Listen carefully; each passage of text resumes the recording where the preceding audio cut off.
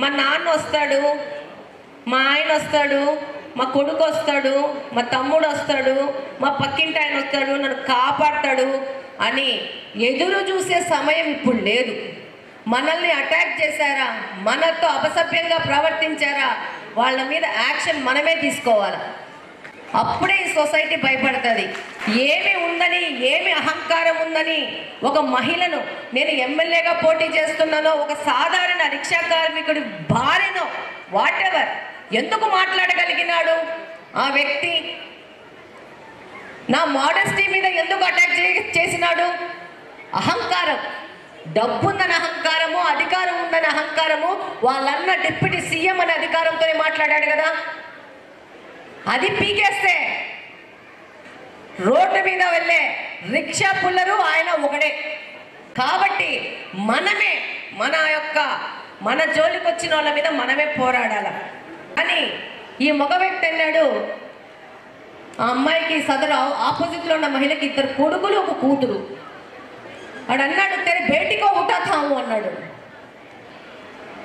తెరే బేటికో క్యోనే పోలా ఉఠాతావు అని. కొడుకుని ఎందుకు ఎత్తుకుపోతానని చెప్పలేదు, కూతురుని ఎత్తుకుపోతానని ఎందుకు చెప్పాడు అంటే, ఆడపిల్లను మనము పరువు మర్యాద గౌరవంగా భావిస్తాం కాబట్టి మన గౌరవం మర్యాద మీద దెబ్బ కొడతానన్నాడు. నేను చెప్పాను, తదరు మహిళ నా దగ్గరకు వస్తే, నన్ను కొట్టాడు మేడం, నా కూతుర్ని ఎత్తుకుపోతానన్నాడు, నాకు భయం అవుతుందని. ఈ పరిస్థితి సొసైటీలో మారాల.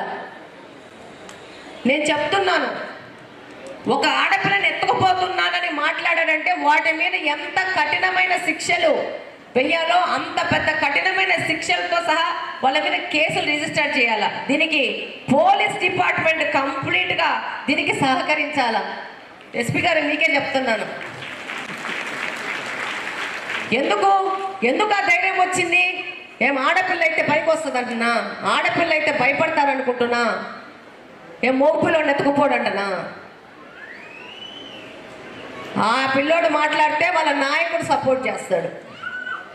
అంటే తప్పు అని మాట్లాడాలి, ఏ పార్టీ అయినా కానీ. ఇప్పుడు మా వాళ్ళు ఎవరైనా తప్పు చేసినా తప్పే. ఆడపిల్లల జోలికి పోతే మాత్రం ఎవరు పోయినా కూడా తప్పే. కాబట్టి ఇక్కడున్న మహిళలందరికీ చెప్తున్నాను, భయం ఏం పడాల్సిన అవసరం లేదమ్మా. మనకు న్యాయ వ్యవస్థ, చట్టము, పోలీస్ వ్యవస్థ చాలా పటిష్టంగా ఉంది.